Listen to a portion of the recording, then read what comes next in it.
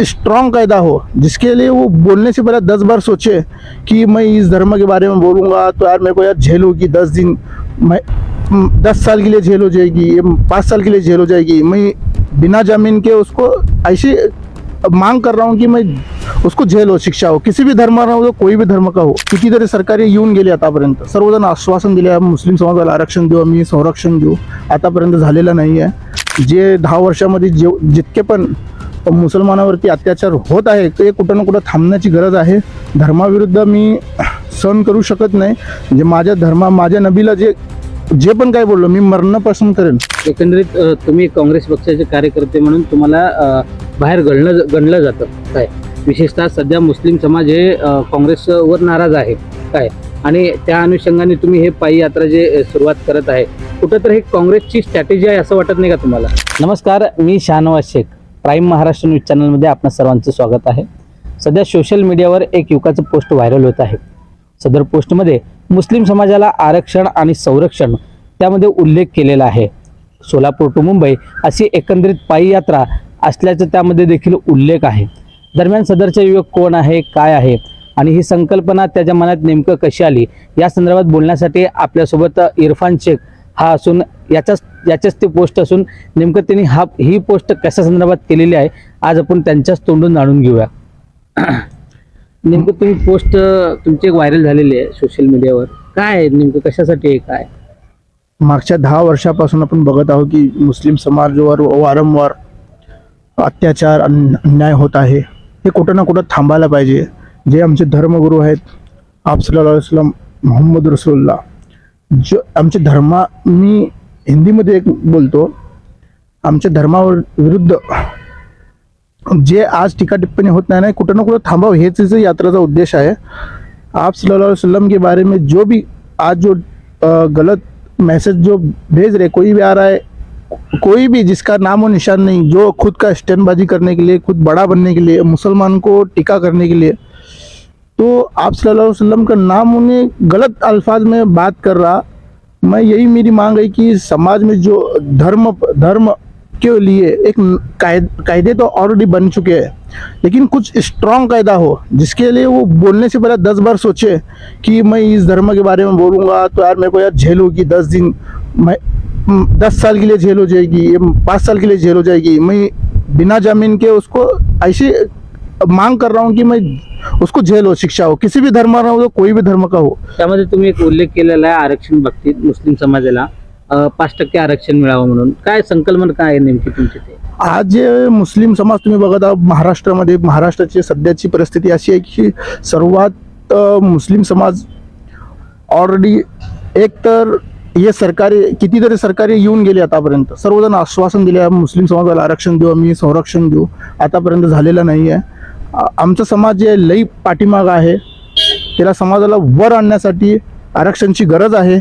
Already supreme court देखील वारंवार सांगितलं मुस्लिम समाजाला आरक्षण भेटणं गरजेचं आहे म्हणून, परंतु आतापर्यंत मला भेटलं नाही। मी आज जे आमचा समाज जे आहे झोपलेला आहे त्याला कुठं ना कुठं जागृत करायचं मी प्रयत्न करायलो। हेच माझी नेमकं हे जे तुमची यात्रा आहे कधी सुरुवात होणार आहे, कुठपर्यंत जाणार, तुम्ही कुणाला भेटणार काय? यात्रा लवकरच सुरुवात होणार आहे, मी तुम्हाला सांगेल, तुम्हाला कळेल पण। आणि सोलापूर ते मुंबईपर्यंत ही यात्रा राहणार आहे आणि मंत्रालयामध्ये आम्ही जाणार। जे पण मुख्यमंत्री होऊ दे ते मुख्यमंत्र्यांना आम्ही भेट घेणार।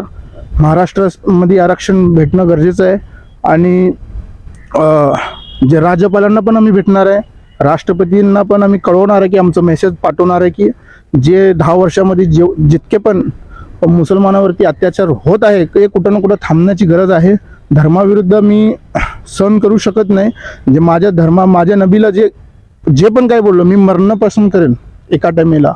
मी त्यांच्यावरती जे टीका टिप्पणी होत नाही मी ते ऐकणं पसंत नाही करणार। एकंदरीत तुम्ही काँग्रेस पक्षाचे कार्यकर्ते म्हणून तुम्हाला बाहेर गणलं जातं काय, विशेषतः सध्या मुस्लिम समाज हे काँग्रेसवर नाराज आहे काय, आणि त्या अनुषंगाने तुम्ही हे पायी यात्रा जे सुरुवात करत आहे, कुठंतरी हे काँग्रेसची स्ट्रॅटेजी आहे असं वाटत नाही का तुम्हाला? तो काँग्रेसने तुम्हाला हे करायला भाग पाडलाय असं एकंदरीत वाटत नाही का? नाही, याच्यामध्ये काँग्रेसचा काही रोल नाही आहे। हे सर्व समुदायांचं सर्व धर्माचं याच्यामध्ये विषय आहे. मी धर्माचा विषय करत नाही की कोणी पण कुठलाही व्यक्ती कुठल्याही धर्माबद्दल काही पण बोलताना 10 विचार करायला पाहिजे. मी फक्त माझी एवढीच माग आहे की हे कायदा स्ट्रॉंग झाला पाहिजे आणि तिच्यावरती जे गुन्हेगार आहे तिच्यावरती कारवाई झाली पाहिजे, म्हणजे त्याला अटकच झाली पाहिजे. आताच का बरं तुम्हाला हे आठवलं सर्व? इतकं वारंवार मुस्लिम समाजावर अन्याय अत्याचार होत आहे, उदाहरण तुम्ही कुठं दिसलं नाही. अचानकच तुम्ही म्हणताय की मी पायी चालतो आणि मुंबई गाडतो आणि मुस्लिम समाजाला आरक्षणाची मांग करताय. आत्ताच का बरं हे? लई दिवसापासून माझ्या मनात आहे. लई दिवसापासून मी करायचा प्रयत्न करत होतो, परंतु आज कुठं ना कुठं याची सुरुवात करावंच लागणार. मला असं वाटतं जे मुस्लिम समाज झोपलेला आहे त्याला जागवण्याचा निर्णय मी घेतलेला आहे. मुस्लिम समाज तुमच्या बरोबर येईल का? तुम्ही हे जे निर्णय घेताय, एकंदरीत तुम्ही आज म्हणताय की मी मुंबईला जाऊ आणि तिथं राज्यपालाला भेटू किंवा मुख्यमंत्र्यांना भेटू, निवेदन वगैरे देऊ, या सर्व तुमचे हे जे संघर्ष आहे यामध्ये कुठं तर मुस्लिम समाज तुमच्या सोबत असणार का? मुस्लिम समाज येणार. कसं आहे, आमचे समाज मुस्लिम समाज कमी शिक्षित आहे. ऑलरेडी पहिला शिक्षित नाही आहे.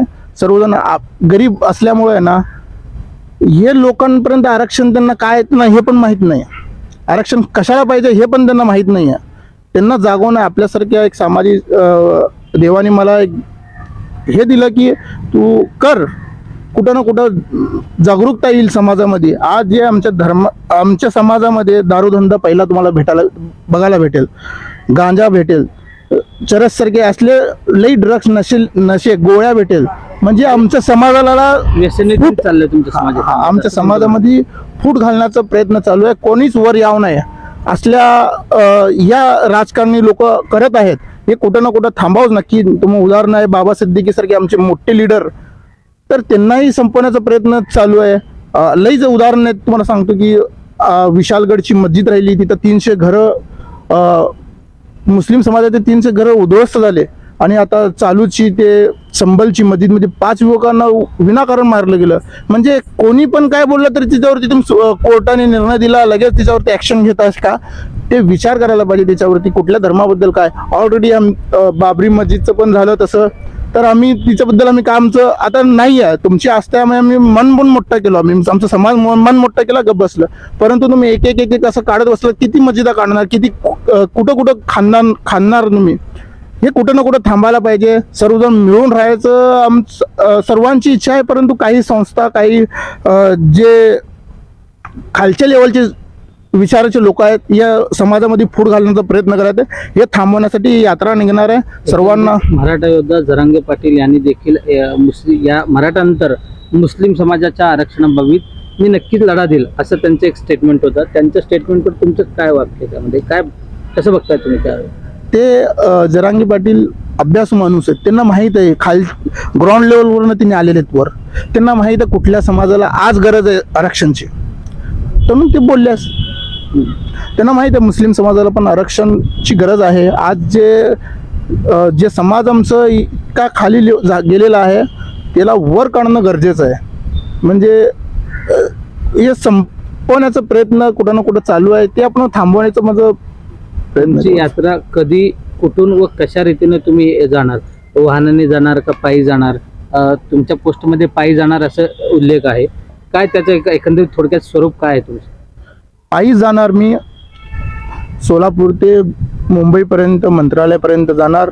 मी राष्ट्रपतींना पण निवेदन देणार. जर तिथंही मला न्याय भेटला नाही तर मी सुप्रीम कोर्टपर्यंत पण जाणार. सुप्रीम कोर्टाला पण मी न्याय मागणार की समाजाला आमच्या कुठं ना कुठं न्याय द्या. तर हे होते इरफान शेख. ह्यांनी स्वतःच्या समाजाला आरक्षण मिळावं आणि संरक्षण मिळावं यासाठी ते मुंबई या ठिकाणी जाण्याचं एकंदरीत मानस त्यांनी केलेलं आहे.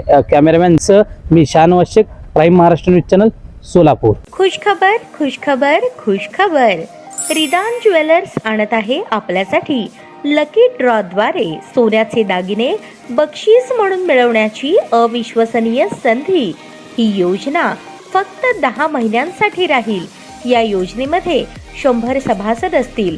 प्रत्येक महिन्यामध्ये एक चिठ्ठी लकी ड्रॉद्वारे आपल्या सर्वांसमोर काढण्यात येईल. ज्या सभासदाची चिठ्ठी निघाली त्यांनी त्यापुढे कोणतेही हप्ते भरायचे नाहीत. दरमहा 2,000 रुपये भरा व लकी ड्रॉ मध्ये आपली चिठ्ठी निघाल्यास 20,000 रुपयांचे सोन्याचे दागिने बक्षीस म्हणून मिळवा. दरमहा 3,000 रुपये भरा व लकी ड्रॉ मध्ये आपली चिठ्ठी निघाल्यास 30,000 रुपयांचे सोन्याचे दागिने बक्षीस म्हणून मिळवा. दरमहा 5,000 रुपये भरा आणि लकी ड्रॉ मध्ये आपली चिठ्ठी निघाल्यास 50,000 रुपयांचे सोन्याचे दागिने बक्षीस म्हणून मिळवा. दरमहा 10,000 रुपये भरा व लकी ड्रॉ मध्ये आपली चिठ्ठी निघाल्यास 1,00,000 रुपयांचे सोन्याचे दागिने बक्षीस म्हणून मिळवा. सर्व दागिने 20 व 22 कॅरेट शुद्धतेच्या हमीचे व हॉलमार्क शिक्क्यासहित देण्यात येतील.